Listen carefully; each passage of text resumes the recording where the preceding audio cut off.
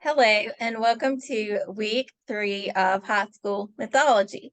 This week, we will cover the earliest heroes, the flower myths, and 3 of our 8 brief tales of lovers.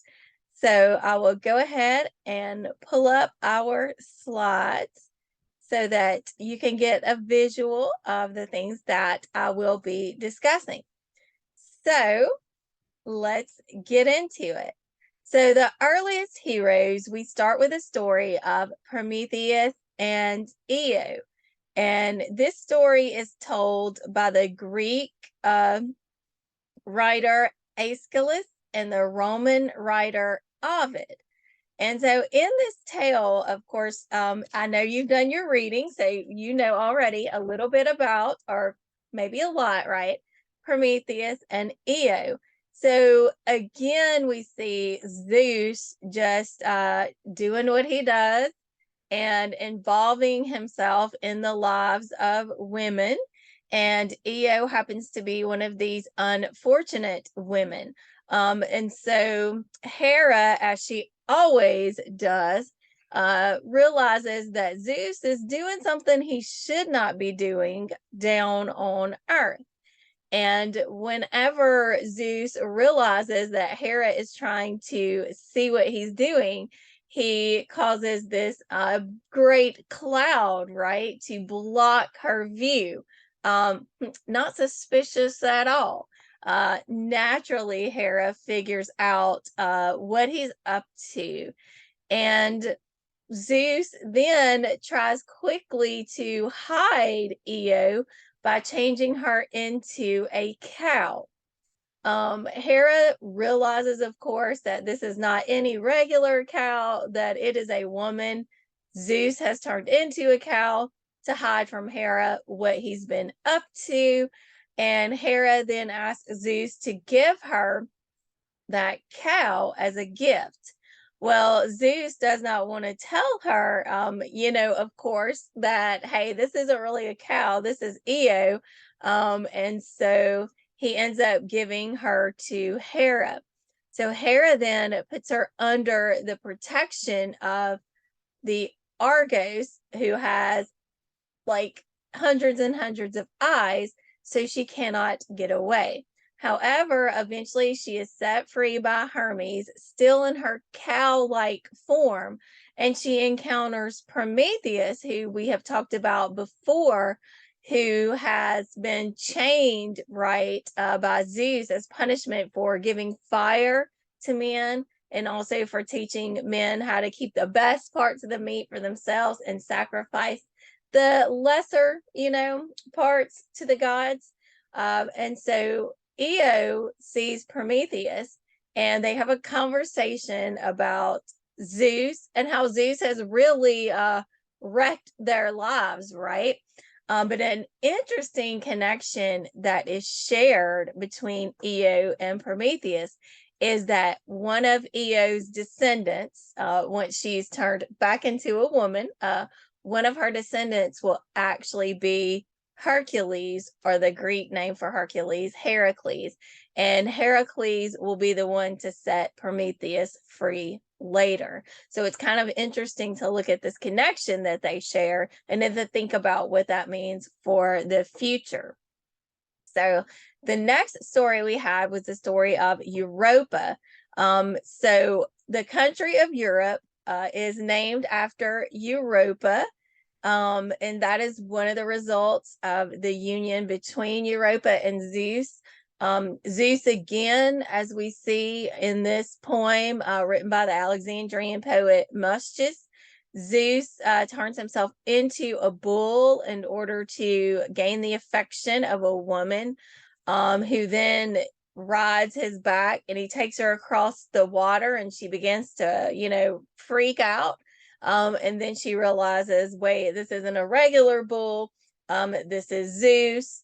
And Zeus takes her to an island or, a piece of land. And then that land gets named after her. Another result of this union between Europa and Zeus is that their sons become famous and are made judges of the dead in the underworld. And then we have the story of Polyphemus, the Cyclops, and we have some different stories about him. One of them is told by Homer, a Greek poet, in the Odyssey, of course, which is the story of Odysseus. Other parts of the story about Polyphemus that Edith Hamilton includes come from Theocritus, who's an Alexandrian writer, and Lucian, who was born in Syria but died in Greece. So, in the story of Polyphemus, Zeus, not Zeus, I guess I got Zeus on the brain because we were just talking so much about him and his exploits. Odysseus, in order to help himself and his men escape from Polyphemus, he takes out a piece of timber, sharpens it, and pokes out the eye of Polyphemus. And then, in order for his men to escape, he comes up with a plan that they will go under the bellies of the rams that Polyphemus keeps in order to keep Polyphemus from being able to feel right the top, and notice that the men are trying to escape. So they go out underneath. Then we have a story where Polyphemus falls in love with Galatea. And in one version, she treats him badly. In another one, she's more inclined to have feelings for him too.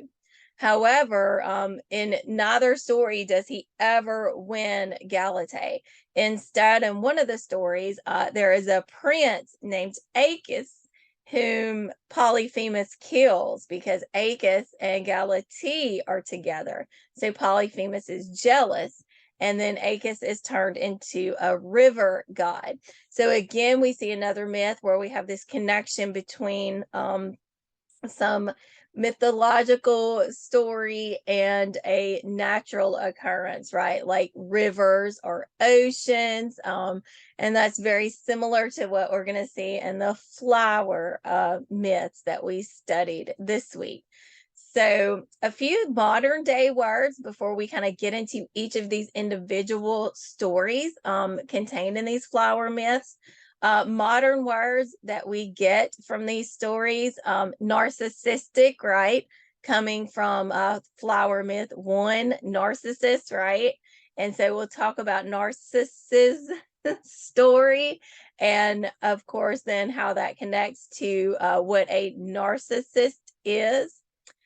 We also have echo from this story, where, of course, when you yell out somewhere, if there's like on a mountain or even in a room that's relatively empty, right, your voice echoes back to you saying what you said.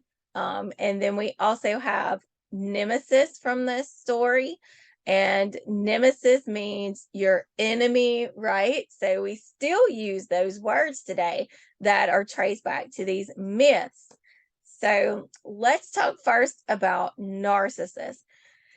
So, Narcissus is beautiful, and everyone is, pretty much everyone, right, is in love with him. But Nemesis curses him to only be able to love himself, because he will not, accept anybody else's love. She's like, fine, then you just are going to fall in love with yourself. And he continuously stares at his reflection in the water, right? So when we think of someone who is considered narcissistic, everything is about them, right? They love themselves, and they pretty much only, get involved with people for what people can do for them. So Narcissus is there just staring at his reflection, loving himself, right?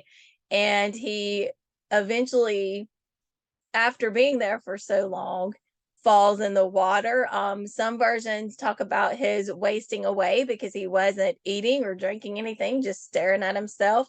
But at any rate, of course, he falls into the water.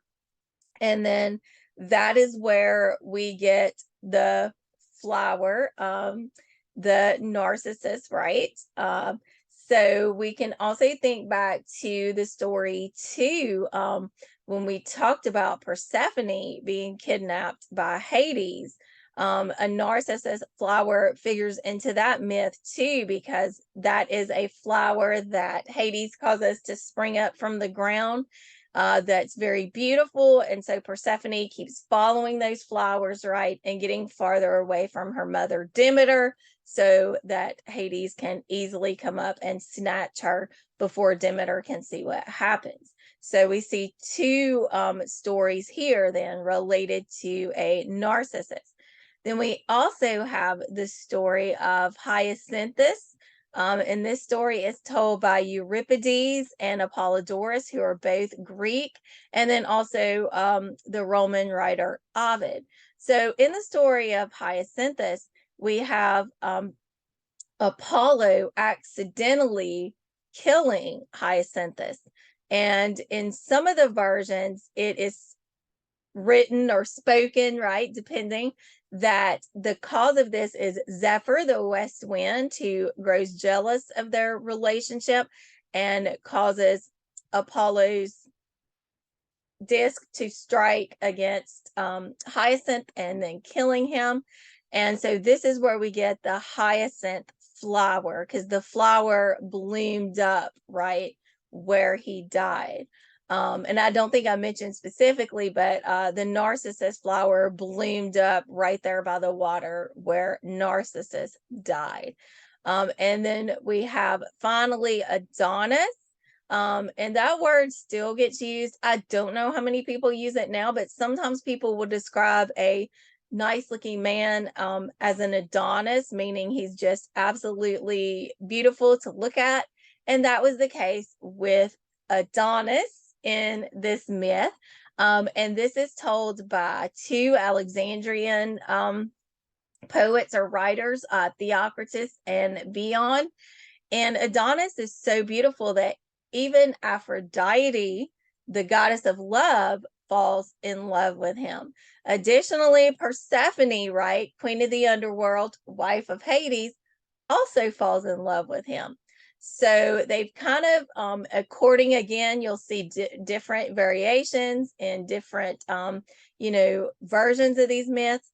But in one of the versions, they share him. In another one, they fight over him all the time. But unfortunately, especially for Adonis, right, but also unfortunately for Aphrodite, Adonis is killed by a boar. And when this happens, of course, then he is gone, and has to be in the underworld. And there where he is, we get the anemone flower, where his blood was shed. So something that is connected in all of these myths about these flowers is this idea of a beautiful young person dying. And although we don't have myths specifically, with the exception of a few, such as Iphigenia being sacrificed by her father Agamemnon, and a couple of others, maybe, we don't typically see any sort of human sacrifice to appease gods. But because these stories all have young people being sacrificed, some scholars believe that this does trace back to the idea of a sacrifice that would take place every year in order to ensure that your crops would grow. So it's a lot prettier, right, if you tell the story like, oh, here was this beautiful youth, this tragic thing happened, and now a flower bloomed up where they are. So that's just something that, is interesting to think about, that there could be a connection to human sacrifice in order to ensure a plentiful crop season. So the next thing that we're going to go to is the story of Cupid and Psyche. And Cupid and Psyche is told by Apuleius, from a Latin writer here. And in Cupid and Psyche, we notice a similar story that I'm put on your reading guide. So if you haven't gotten a chance to read that, read that. It's a Norwegian folk tale called East of the Sun, West of the Moon.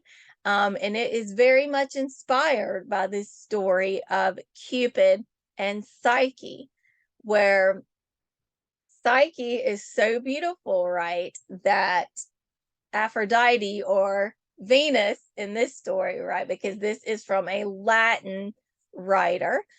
So Venus would be the Roman name for Aphrodite. Venus gets jealous because Psyche is taking her attention, right? Taking the attention of those who are usually worshiping Aphrodite, and now they have started to worship Psyche and her beauty. So Venus, and I keep saying Aphrodite, but same, right? Same. Venus sends Cupid to make sure that Psyche falls in love with someone else, and make sure that no one will continue to worship her and adore her instead of Venus. But Cupid himself gets smitten by Psyche, and they fall in love. And so, of course, there is a stipulation, right, that Psyche does not get to see who she's married to. And he eventually comes, and she can't wait any longer, right? And she looks at him and spills her candle wax or tallow on him. And then she has to go and compete or do all of these different these trials that Venus sends for her in order for her to be able to win back Cupid. So eventually she does, and Venus, after Psyche has completed all of the tasks, finally welcomes her in. Then we have the story of Pyramus and Thisbe, which again, we have a story that comes after Pyramus and Thisbe much later, and is very much inspired by Pyramus and Thisbe. And so that was one of the questions on your reading guide too. The question about which myth has a motif that we see again in a famous play. And so that famous play that's very similar to the myth of Pyramus and Thisbe is Shakespeare's Romeo and Juliet. In both of these stories, we have this theme of young love that's forbidden, death or assumed death, and then actual death afterwards, because families in both of these stories have some kind of rivalry with one another, right? So with Pyramus and Thisbe, they are able to see each other through this wall, and they fall in love, and they know their families are not going to allow them to be together. So they make a plan to escape. Well, as terrible luck would have it, whenever Pyramus gets to the forest, right, Pyramus is unable to locate Thisbe, but he sees that there is this cloak that is covered in blood. But he doesn't know that she was able to escape from the lion, right? And as she was running away, her cloak fell, and the blood that's on her cloak is from the mouth of the lion who had just killed something else. So he thinks that she's dead. So he takes his own life. Then she comes back, sees what he's done, and then she takes her own life as well. Very much, of course, like we see in Romeo and Juliet. And then finally, we have the story of Orpheus and Eurydice, which is told by Apollonius. Orpheus is a marvelous musician, much beloved by not only mortals, but also gods and goddesses for the beautiful music that he plays. He's in love with Eurydice. She loves him too, but tragedy strikes on their wedding day. She's bitten by a snake, which ends up being fatal to her. So Orpheus travels to the underworld to ask Hades and Persephone if he can take Eurydice back. And he wants to convince them through his ability to play very beautiful, very moving music. And he's able to convince them to let Eurydice go. He moves both Hades and Persephone with his beautiful music. And he has one stipulation, right? One job. He can take Eurydice safely out of the underworld, but he cannot look back at her until they are safely out of the underworld. So he takes her. They're very near the end, very close, right there. And he can't help himself. And he turns around to look at her. And then, of course, she goes back down into the underworld. He goes back and just desolate roams the earth, just fading, losing his sanity, losing his physical health. And eventually he's torn to shreds by the Meneids, the ones who follow Dionysus. And we remember from a previous story about a king who refused to accept and revere Dionysus, who was also ripped to shreds in a frenzied group of Dionysus's followers. So these stories, the only one that we see that really has a happy ending here is the story of Cupid and Psyche. Pyramus and Thisbe both die. Orpheus and Eurydice both die. So that definitely puts that tragic side of these love stories to the forefront here. So next week we will talk about the other tales of lovers, and I look forward to having those up soon. I hope you have a wonderful week. Remember to do your reading, and if you have any questions, please let me know. Also, remember to check your poem assignment that is on the classroom page too. Thank you.